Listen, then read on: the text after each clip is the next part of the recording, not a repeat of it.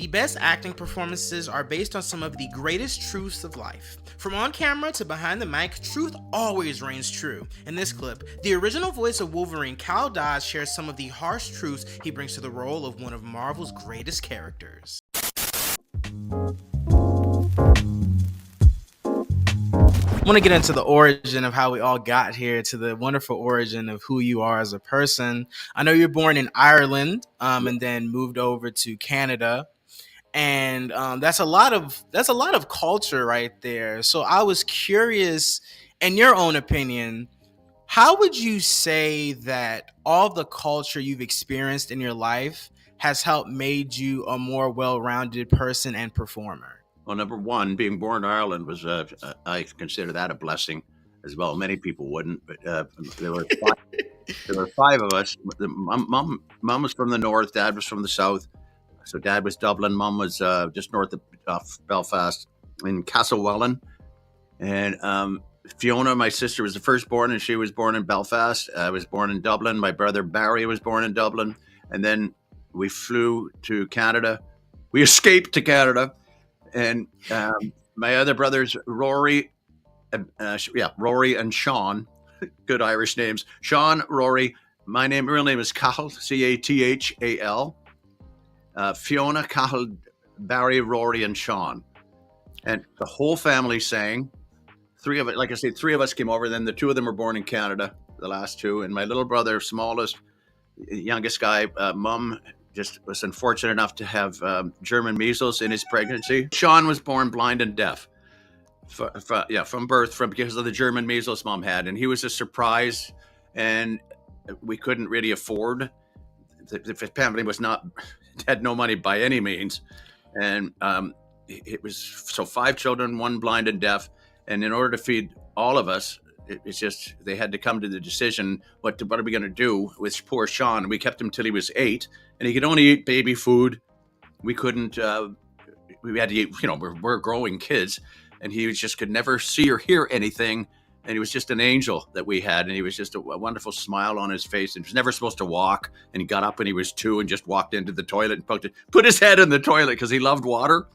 It's kind of like dogs do that, John. But he couldn't hear me because he's deaf.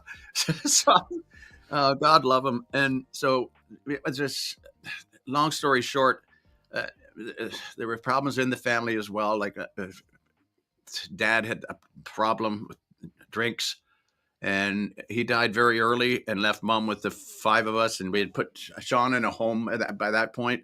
It was very sad for all of us, and running to school in grade 8, because when I came home, I knew my little brother wasn't going to be there anymore.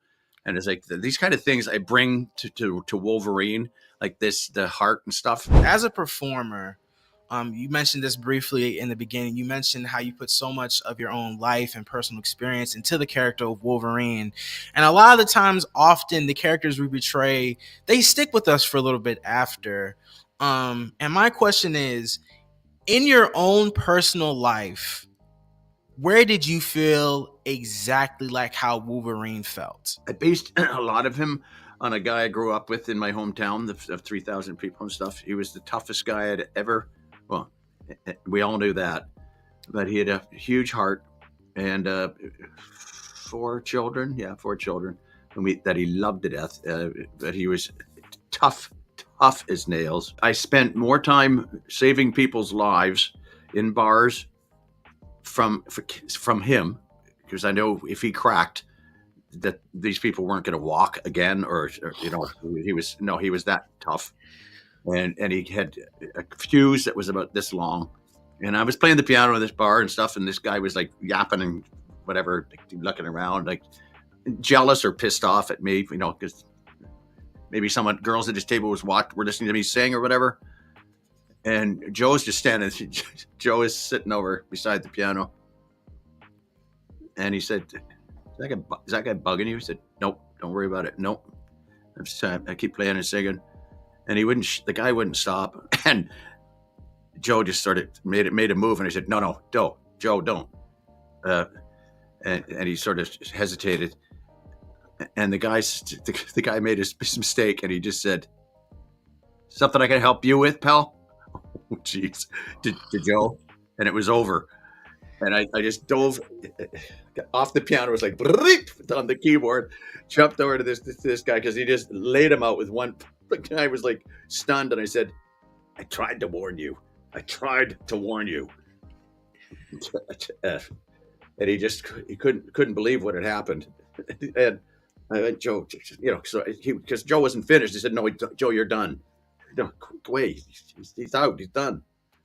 So I did that so many times with him, and just said, "No, Joe, don't worry about it." I said, "Yeah, well, he's messing with the wrong guy, like me, It's like and that was I based Wolverine on him, who I think of constantly when I'm doing what he would do, and but my role was like to save people's lives from him, and I said, "No, you don't need to do that." He said, "No."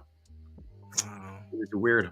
He had a great heart, but he just rough parts of his life. That this is the way. When he lost his mom, he went crazy like this. When his mom died, and it was just I watched it happening to him, and I just stood by him and waited, and I kept him calm and quiet for as long as I could, and yeah,